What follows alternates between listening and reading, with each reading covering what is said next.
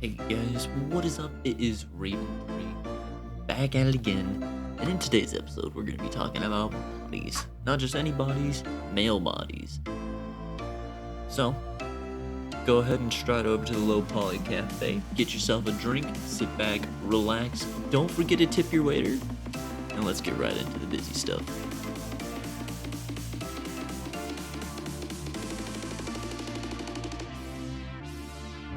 Alrighty. So, before we actually fully begin, I have to be a little honest with everyone. So, the model that I've been currently using is one that I have made. However, it is not my first model. You can see the file tag does say V1, indicating that it should be the first version of the model, which it is. However, it's not the first body I have made. I've actually made 3, which is from this one, which has been my first ever, which is honestly very bad. This one, which honestly isn't the worst. And then we hit V3 of the male body mesh, which is this one, which is Dubstep Guy. And with that, I do apologize for not being completely honest. But now, we're gonna crack open a brand new file in Blender and actually start something that I think is a little more important than starting off with one of a project's characters. And that's changing the square sprite into something a little more noticeable in the online world. This character is going to have a helmet and his own vibe. I'm not going to show the concepts of what I have because I kind of want it to be a little bit of a surprise. However, I will be documenting the entire journey right here. And so, we'll go ahead and get ourselves started right here, right now. Alright, so first off, we're going to start with the cube, and then what we're going to do is we're actually going to give it a temporary skin color texture, just so that we can help more identify possible flaws within the model. And then what we're going to do is we're going to hit it with a auto mirror here, just so we can get it properly aligned and make it a lot easier to model. I'm fiddling around with it, just trying to get the right top of the model. This is all attempted to try to do this by memory. However, it doesn't actually work all that correctly. So after doing a quick little recap for myself, I then begin to actually start modeling it. You delete the top 2 vertexes of it, but keep that bottom one. Then you're adding some loop cuts, and then as you can see, just some general shaping here. What we're going to do is cut the front end, and then bring it up, and move those over to the side, just so that way we can get a proper edge flow to the actual model itself when it moves. And then here is where I kind of realized that I didn't actually loop cut my center underneath the crotch area, and then I make that other second line, then fully fill that in, and then we'll get the other part of it done. Then we'll apply all of the scales, meaning the scaling and just the transforms in general, and then we will use the loop tools to get the leg holes, just like that. And then from there, we're going to make sure that all of these look relatively alright from the outsides and everything else. Give it just a little bit more of some of those upper legs, so that way we can journey with those in a bit.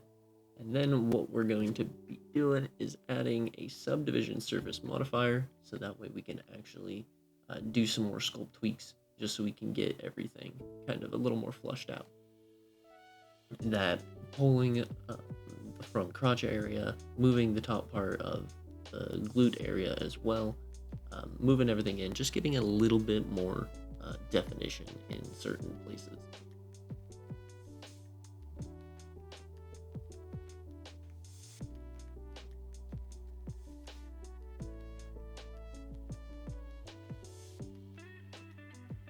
Now, a big thing that I have to note is on that front end, you see that little arch on the crotch area. That arch is part of that edge flow to help with leg movement and leg deformations.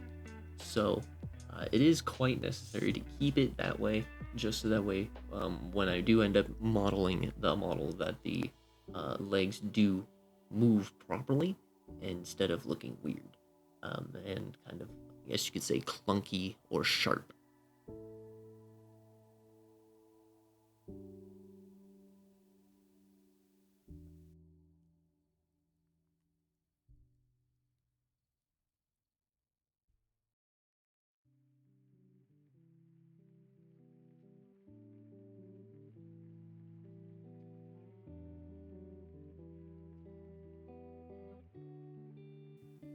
All right, now here what we're gonna do is we're gonna extrude the top loops to give us the torso area, loop cut it roughly evenly just so we can make sure everything is nice and clean, indent it, and then what we're gonna do is we're gonna get that loop there to start the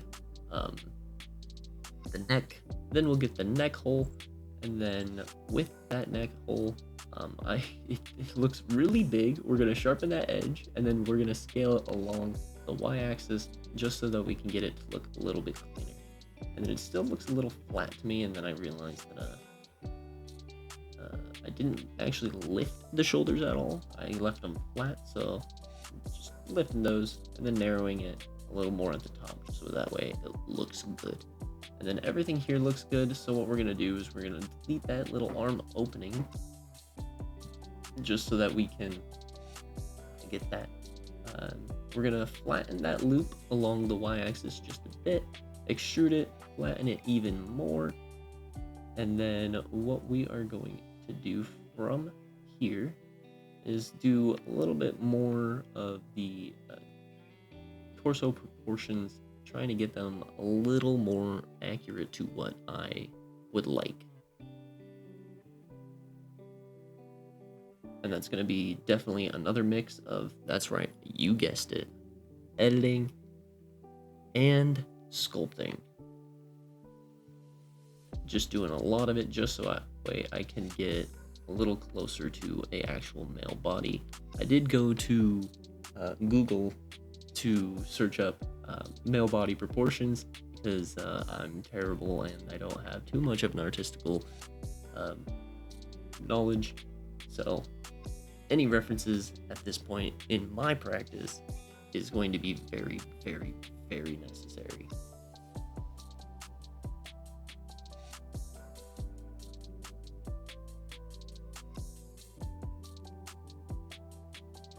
And here I am just trying to figure out what I exactly want to do with the neck itself, because at some points when I look at it, it looks too small, other points it looks too big, and then other times it just looks wrong.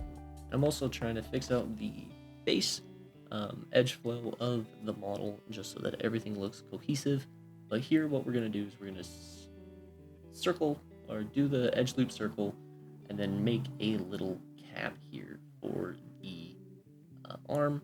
And then what we're going to do is we're going to kind of get it ready for A pose because A pose is superior. And then we are going to extrude some arms.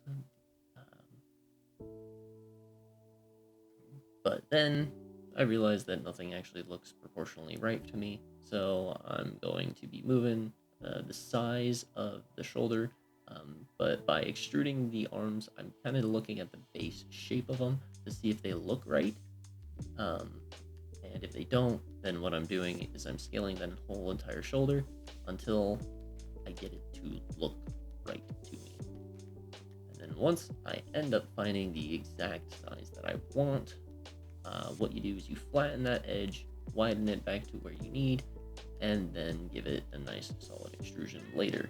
But as of right now, I'm going to be doing a lot more sculpt tweaks, finishing off the rest of the proportions, trying to make it more masculine and also, I guess you could call it buffer at this point. And another small details that I'm trying to make are going to be the pec and ab areas. However, I don't want to add too much topology to those areas because I'm not going to be doing close-up ab shots, close-up pec shots. I'm not going to be doing any of those.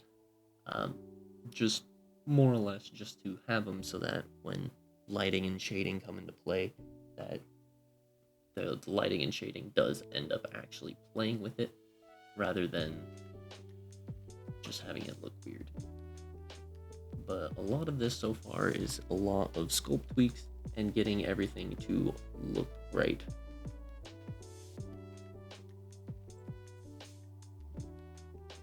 Here I am bringing in the top of the torso area because I thought it was a little too wide.